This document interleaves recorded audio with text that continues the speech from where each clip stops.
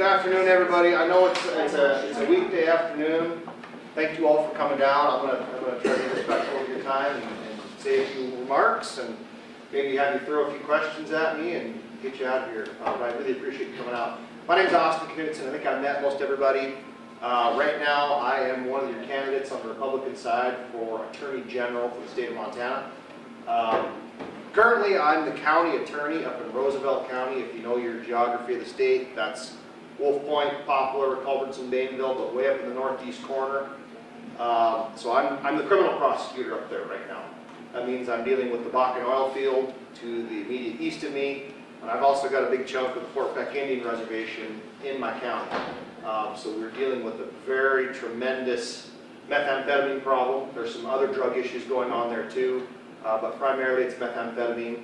It's driving a major increase in violent crime up there. But what we're learning is it's not just up there. It's violent crime is really on the rise across the entire state. I don't like to throw that out as hyperbole.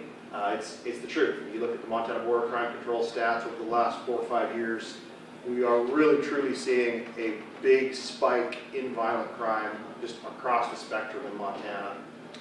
Generally about 30% depending on what metric you're looking at. And this is one of the biggest reasons why I've thrown into the Attorney General's race. Frankly, I'm the only candidate running who's actually a prosecutor and has got prosecution experience. Been in the courtroom, lots of jury trials. I mean, this is what I do. I prosecute bad guys, I prosecute drug dealers, and I put them in jail. And this is what we're facing in the state of Montana. Lots of other reasons why I'm running, and again, I'm happy to answer any questions, but just by way of background, so you folks know who I am.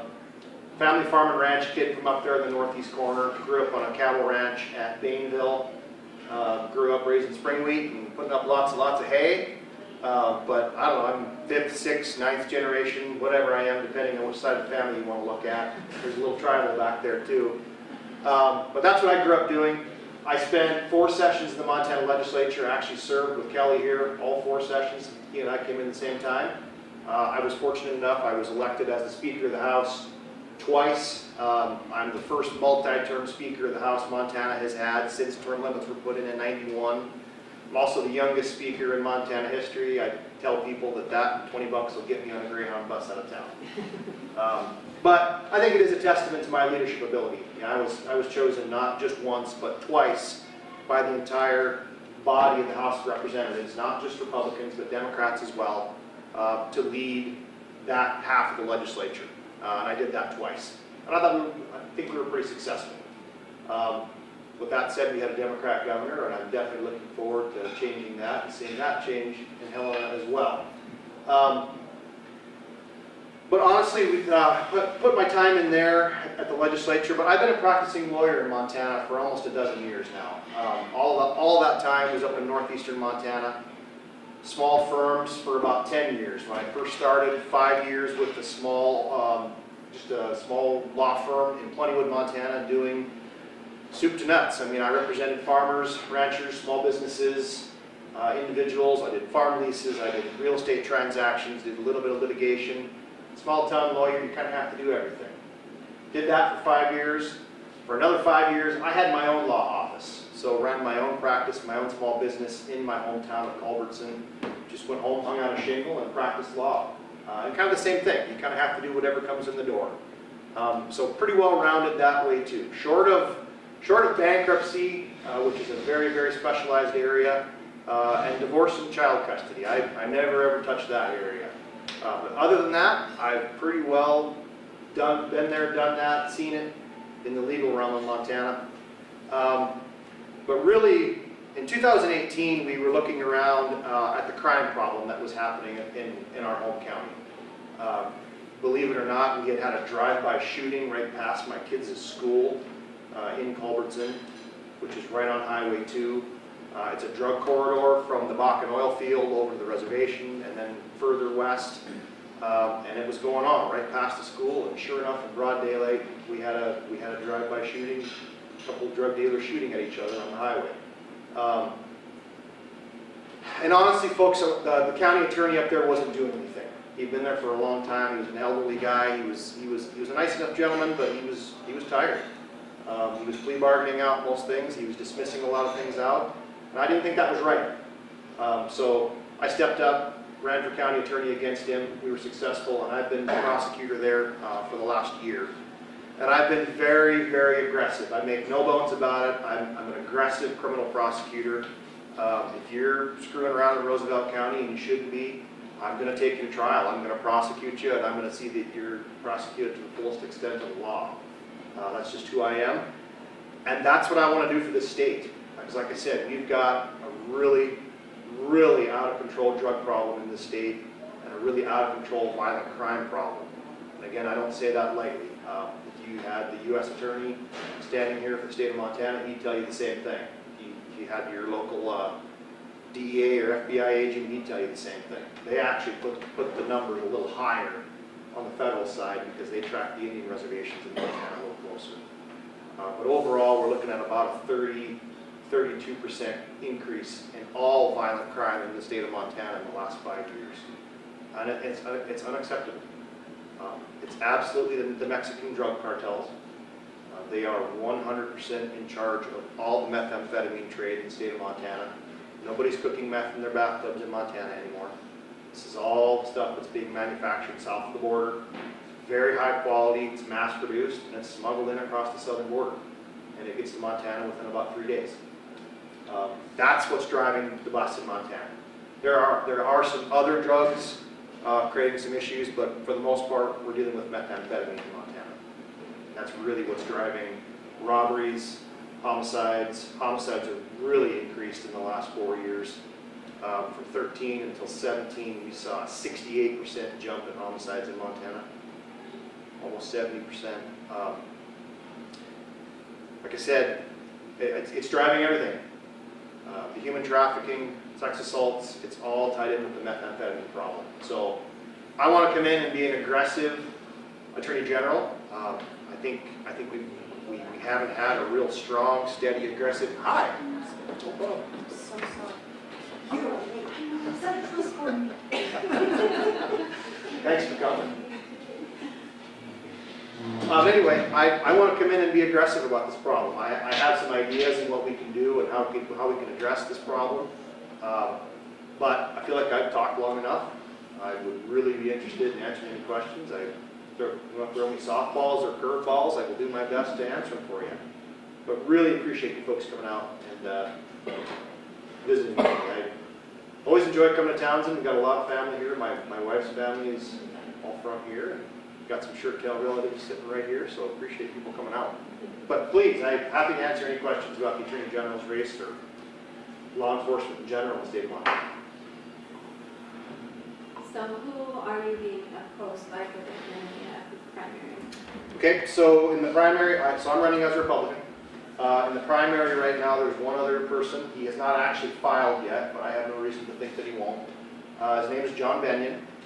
John, very nice guy. I've known John for years. Kelly knows John. John lives up here in Helena. John was a lobbyist in Helena for 7 years at the Capitol, and now for the last 7 years, he's worked for Tim Fox in the Department of Justice. John's about my age. I have nothing bad to say about him personally. Professionally, I think he is not qualified for the job. John's never represented a client. He's never actually practiced law. He's never done a jury trial. He's never convicted a bad guy. Those are just things he hasn't done. John's been a lobbyist, and he's been a bureaucrat. So right now, he is the number 2 under the current Attorney General. He wants to step forward and be the number 1 in there. So that's on the Republican side. On the Democrat side, there are also 2 in there. One of whom, Representative Kim Dudick, she's from Missoula. And then the other one is, his name is Rafe Graybill. You may have seen him in the newspaper lately because there's a fight over right now whether he's even got enough years in practice that he qualifies to be the Attorney General. But he's a very, very young guy. He's the governor's chief legal counsel. He's 28, 29. From an attorney standpoint, he's still got spots. He hasn't been practicing hardly at all in Montana. Now he wants to run for Attorney General. But that's the field right now. And I guess what separates you out from, say, on the Republican side? How would you be different from, say, Benyon? Contrast. Sure, yeah, and I mean, the contrast to me is quite clear. I make no bones about it. I'm conservative. I'm very conservative. Kelly, you served with me. I think you could probably attest to. I wear that on my sleeve. I make no bones about it. I'm fiscal conservative. I've signed the fronts of a lot of checks, not just the backs of them. That's probably the biggest thing, Kelly. I'm aggressive. I'm very aggressive. Well, from what we've seen out of the Attorney General's office for the last 7, now going on 8 years, they're not. Tim Fox and John Benyon running the Department of Justice in Helena have been very, I would use the word timid. They've been very careful about what fights they want to get involved in. They've kept the state out of a lot of fights that I think they should have been in. I've had personal dealings with trying to get those guys involved in some Second Amendment stuff, some legal fights in the state of Montana over Montanans' right to keep and bear arms, and they haven't wanted to get in. I think that's indicative of the attitude up there. They're very careful. John is very careful and timid, I would say. But on the conservative side, I'm very open and honest about it. They've increased their budget tremendously since you and I started in office. You remember when those guys got elected in 2012. At that time, the overall DOJ budget was $86 million. Since that time, they've ballooned it up over 25%. They're now pushing $110 million. Where other statewide elected Republicans have decreased the bureaucracy, decreased spending, they've just blown it up. Increased and increased and increased. And it isn't to say there aren't places within the Department of Justice and law enforcement that could use some more money. There certainly is, but unfortunately what has been done with the Department of Justice, it's all gone to Helena. They've centralized a lot of the services in Helena. They've given a lot of pay raises. They've hired just a lot more people in the Department of Justice in Helena when you look at the breakdown. And I don't think that's right. I don't think it's working. It's not helping law enforcement. It's not helping boots on the ground. It's not helping your local county attorneys who are dealing with the crime problem by growing the bureaucracy in Helena. So, again, very open about it. I want to come in and I want to reduce the size of that agency in Helena. What's your approach to curtailing the methamphetamine problem in Montana, different than what currently we're doing? So what we've done in Roosevelt County, and it's had some success. I don't say it's going to be the end-all be-all, but since I've taken over and really increased prosecutions, we have seen a decrease in drug arrests. And I think that's got to be part of this recipe here. The problem is you've got a lot of county attorneys in rural areas like mine that just don't have the resources. I mean, a lot of them are half-time. I'm not. We're fortunate in Roosevelt County. I'm a full-time county attorney, and I've got 1 or 2 staff members. You know, we can keep up.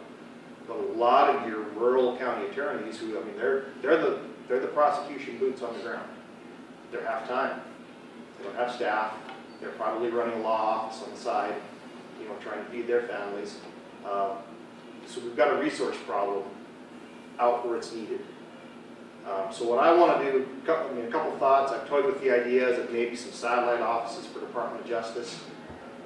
I'm actually leaning more now towards just straight appropriation if we can do it. If I can get rid of some funding in Helena, I would really like to see the legislature put it directly out there to the counties, whether it's to the sheriff's office, whether it's to the county attorney, if he needs to hire another investigator or another associate attorney to help keep up or to go full-time. I'll tell you, I'm really good friends with Bert Hurwitz, who's the county attorney over the hill here in Lamar County. That's a part-time county attorney in White Sulphur. He was hired, he's supposed to be 20 hours a week. He's doing about 60 hours a week just to keep up with the drug problem. I think that's a really easy one. If we put some of those resources out where it's needed, that's where the interdiction for drugs is taking place. I mean, whether it's traffic stops, whether it's canines from the Montana Highway Patrol, or whether it's actually increased prosecutions, I mean, that's what has worked where I'm at. Like I say, it's not the end-all be-all. I'm under no illusions that we're going to stop the methamphetamine problem by doing more trials and putting more people in jail. But what you can do is you can be more aggressive with the people who are dealing the stuff and trafficking it. And that, I mean, it makes a dent in them. Absolutely. So that's one of the ways. Another way, state of Montana, we've never gotten involved in any of the federal litigation over the southern border. I don't care what you think about President Trump. I actually support him, but he's dead on the southern border. 100% of our drug problem in Montana is the southern border. All of our illegal drugs in the state are coming up through that porous southern border because it's unsecured. I don't care if you're talking to the DEA or the FBI or the Border Patrol. They're all going to tell you the same thing. Your local sheriff will tell you the same thing. That 100% is where the drug problem is coming from in the state. And if we can't stop the supply, I mean, at that point, the best we're doing up here is Band-Aid. There's ongoing federal litigation that we haven't gotten involved in. The Trump administration has been sued over its attempts to try to secure that border. That stuff is ongoing in the 8th Circuit, and we've never gotten involved as a state. I think we should be. I think we should be in there screaming to the courts that we have got to secure that southern border. Because I mean, the numbers don't lie. The crime rate and the amount of violent crime in Montana, I think is all the proof we need. So, I mean, there's two things right there that I would want to do to deal with that. I got one question. Okay. I was raised up there in Scobie, Plentywood, Yes, sir. through there. Are you gonna miss that 30, 40 below zero weather? You know, I've seen it get awful cold in Helena too. There's nothing like that. It's actually, you know, it's actually been a really nice winter this year. I think it was making up for last winter. Last winter, so I commute 55 miles from, I live on the family farm at Culbertson where I grew up. But I drive to Wolf Point, which is the county seat. It's 55 miles one way. Last February, I kept track. We had 27 straight days of 25 below. And it never broke. So, yeah, that makes for a long winter. You go out there pitchfork to 250 head of cows. You know you got I grew up feeding cows out there in that weather. It gets cold. Yep, for sure. But again, I've seen it get that chilly in Helena too. I have a question, and I know some of the answers, some of the other folks don't. And I guess I would frame it in what you can do if you were elected to be the Attorney General. And in the legislature, we are having a big issue with the water compact. Yep. And if you could, again, contrast yourself with the Republican opponent there. And then if you could say, what can you do if you were elected Attorney General to address that situation? Yeah, so the CSKT Water Compact, that went through the 2015 legislature when I was the speaker, and Kelly and I were there. I was vehemently opposed to it at the time. So the contrast is principles, Kelly. I mean, as you know, when that bill went through, number one, bills in Montana and the Montana legislature by law are supposed to deal with one subject, one topic. We don't do 1,000-page bills in the state of Montana. That's the whole point. We do 2- or 3-page bills that are simple to read, simple to understand, that deal with one thing. The CSKT Water Compact was about 1,200 pages in one bill. So we had a constitutional problem there. It gave, the biggest reason well, there's lots of reasons I opposed it, but one of the biggest reasons I opposed it technically within the legislature and tried everything we could to kill it, it contained a liability waiver for state employees that were working on that water project. Well, our state constitution is very clear. When the government is going to give someone protection from civil liability, that requires a supermajority vote of the legislature. Both chambers, House and Senate. You have to have a 75% vote to give immunity from lawsuit. This bill did exactly that. It gave employees of that water project who were considered state employees, it gave them immunity from liability. So I looked at that and went, well, this is easy. This requires a supermajority vote. I was overruled on that. Frankly, by the Democrat Party and a handful of Republicans that crossed over and voted with them. Our current Attorney General and the guy I'm running against in the primary supported that legislation. They supported that bill. They were very open and they were very pushy about it. I think it was a matter of political expediency for them. Principles. Just as a matter of right and wrong and black and white, there were constitutional problems with that bill, not to mention the practical problems with it. And I was very opposed to it. So what happens now? Compact passed, it went to Congress in DC, they have to approve it over there. It has not been approved yet. There's a 5-year limit on that. If it's not approved by the federal Congress within 5 years, it comes back to the state. I'm not sure what's going to happen. There's been a lot of changes to it. They've amended it, and they've done some things to it out in DC, but they haven't acted on it, they haven't voted on it. There's a chance it could come back. If it comes back, the legislature is going to get another chance at it. Hopefully they get it right. If it passes in DC, it's going to depend on what they do to it. You know, I've had some conversations with Senator Daines, and they've certainly made it better. But I'm nowhere near ready to say I support it. So when it comes back, I mean, if it comes back, certainly the AG's office would be involved in negotiating with the tribes again, and you know, trying to make a deal for the state of Montana. I'm sure of that. But right now, it's in the federal Congress's hands, and we'll see what they do with it.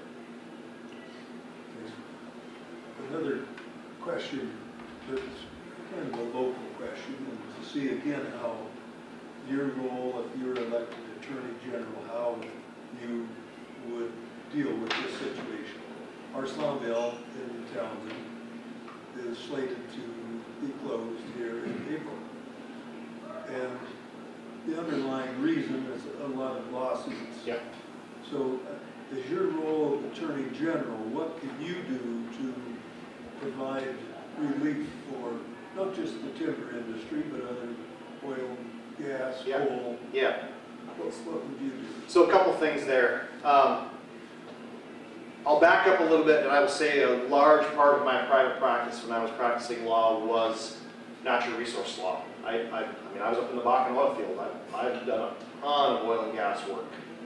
So I know my way around the natural resource laws. I know my way around oil leases, coal leases. Never done timber. We don't have a lot of trees up there. But definitely pro-resource development. What can I do as the AG? Number one, when those lawsuits come, get in there and be aggressive and fight back. I think our current AG has been very timid and very careful about which one of those fights they're going to get in. So that's number one. Not be afraid to get in there and fight back on behalf of natural resources in Montana. Number two, and this comes back to the governor's office. I mean, I would definitely support legislation in Montana that sets up a loser pay system in Montana. So we're talking tort reform. Right now, it's really easy to go to the courthouse and file a lawsuit. And there's really no recourse for filing a frivolous lawsuit. In most cases, the loser is not required to pay the prevailing party's attorney's fees. And that's on the state and federal level. We've had Democrat governors in the state of Montana for 16 years. The legislature has every session put forward tort reform that would discourage frivolous lawsuits like this. And every year, and you know this, Kelly, we pass them, we put them on the governor's desk, and they get vetoed. So with the right Republican governor, and I think the right Attorney General encouraging the legislature to pass that kind of stuff, I mean, I think we can really, I won't say stop, I think we could certainly discourage garbage lawsuits like that.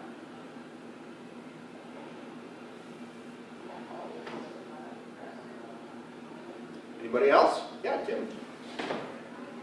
Back up in a few years ago, Glacier County ended up with a situation where local government employees, elected officials, provided for an opportunity, if you will, to take advantage of a system that had no accountability.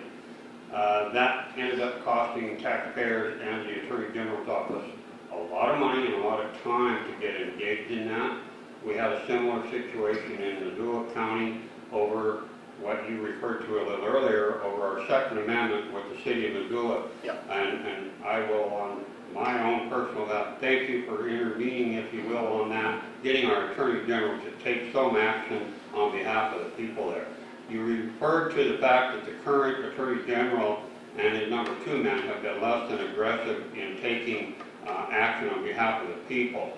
Right here in Broadwater County, we were faced with a felony fraud situation, and over the period of 8 years, not only the current Attorney General, but the past Attorney General and now current Governor put the blinders on and said, no, we're not getting involved in that. Finally, the FBI came in and got a prosecution, and we got restitution coming back to the taxpayers of Broadwater County. We still have a similar situation going on where there's been a lot of things happening here in the local level where under the Montana statutes, the citizens can only go so far in seeking accountability because of the way the statutes are set up. And specifically under Title II, citizens don't have access to Title 45 for criminal, therefore it has to go through the system. Well, when the system is protecting the system for the system, it's really hard for citizens to get accountability. My question, I guess I would ask for you, when you get elected, will we be able to see that aggressiveness that you talk about, not just on the criminal side of what you really clearly said we need to get a handle on with for example, drugs and high crime.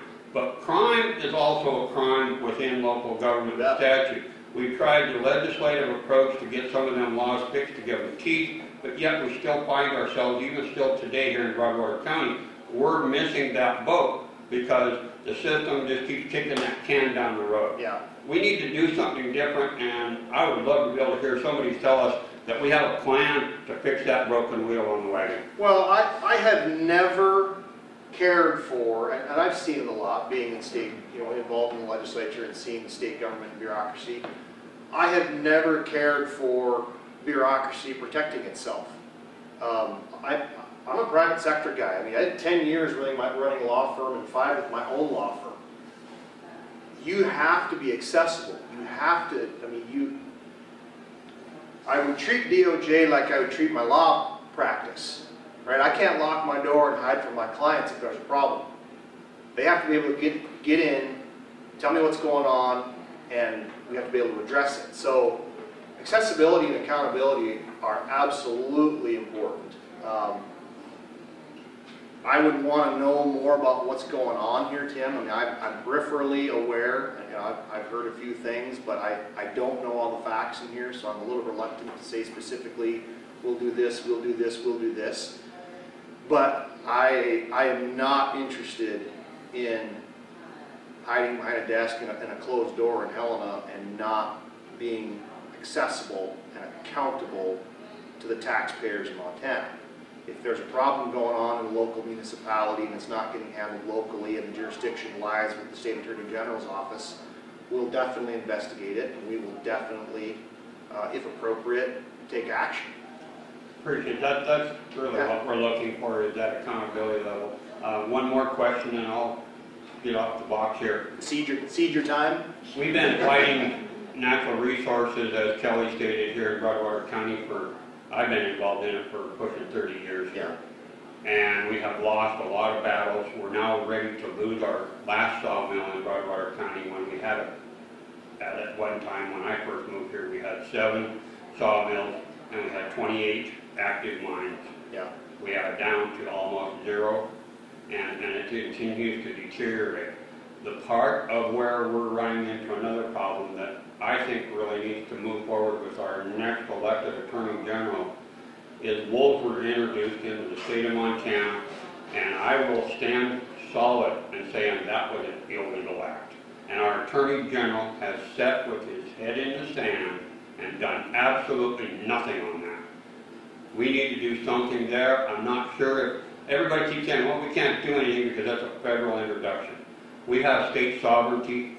The 10th Amendment provides for our rights to be protected as citizens, and we are under attack right now. Right here in Broadwater County, they're moving in here, Oh, yeah. and they're devastating our livelihood as well as our ranching community. So, I have elk hunted in southwestern Montana since I was in high school. I've been going to the same place elk hunting with my family and friends for over 20 years now.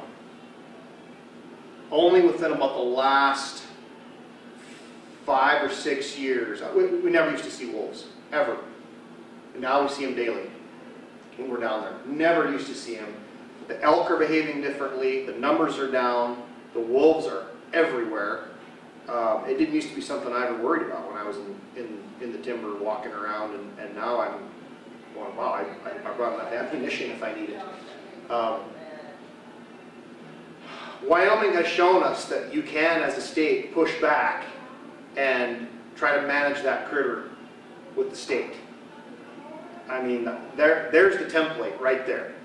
We can be aggressive about this, and we can take over management of that critter. You know, one tag per hunter. I mean, again, we've shown it's not making a dent in the population. That's not enough. It's not addressing the problem. And the things are pushing further and further east. I mean, don't kid yourself. I live out right by the North Dakota border, and I'm here to tell you folks, I have personally seen wolves on my family's property. I got told by the local biologist, the local fish and game warden, that I was crazy. There are no wolves out here. Well, I was out in grass that was this tall, and that critter was standing that far above it. I wasn't a coyote. You know, I've hunted a lot of coyotes in my life. I know the difference between a coyote and a wolf. They're all over the state, and they're getting to be a bigger problem. And I don't care if you're talking about wolves or you're talking about grizzly bears. I mean, that's another big one that's becoming a bigger and bigger problem. I never used to worry about going elk hunting and running into a grizzly bear.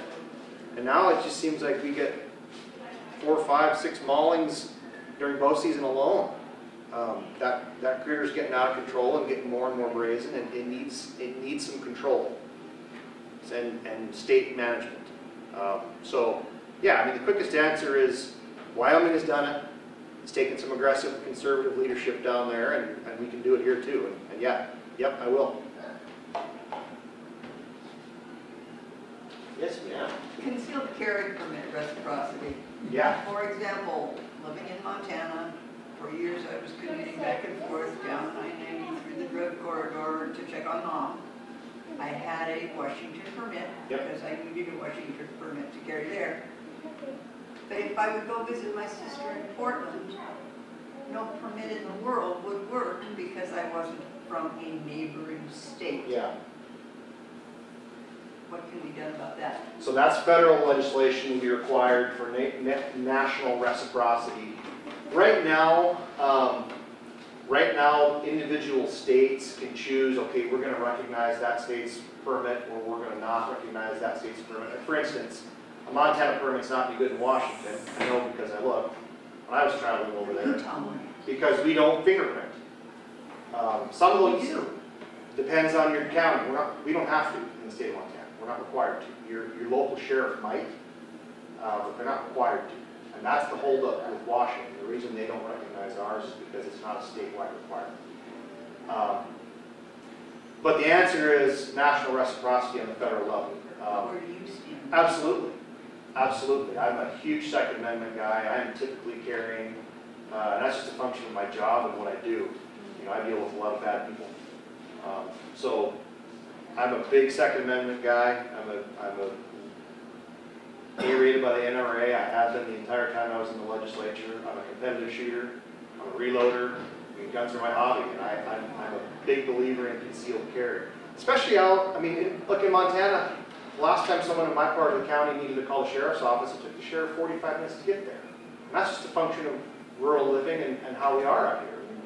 I mean, we have to be self-reliant, and a lot of times that includes the right to protect yourself.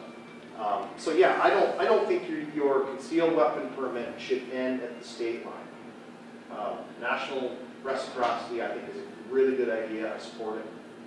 I'd like to see it happen. Simple as that. Follow up on that? Yeah. Under our Montana Constitution, the right to keep and bear arms shall not be called into question. asking permission to wear a coat in Montana has been before the legislature. I can't really remember how many times I've been up there standing up against that process. So if we're going to honor our constitutional right to keep and bear arms in the Second Amendment, but yet we buy into a permission slip type system, we have converted a right to a permission. I agree. And what can we do if you're elected to turn that around? I would support constitutional carry. So, I mean, right now, if you are outside the city limit, you can carry a revolver, whatever, on your hip, the coat over it, and that's perfectly legal. The second you step inside the city boundary, that's now considered concealed carry because you're just wearing a coat, and you have to have a permit for that. I don't see the requirement that you have a permit in the Second Amendment anywhere. I don't see it in our state constitution anywhere. Yeah, I mean, the quick answer is I've always supported that legislation when it comes to the legislature. As Attorney General, I would support it. Thank you. Yep. I've kept you folks long enough. Thank you all for coming. I really appreciate it. Thank you, Christy, for putting this together. I mean, I'm happy to answer any more questions, but I know it's a weekday and we've all got things to do.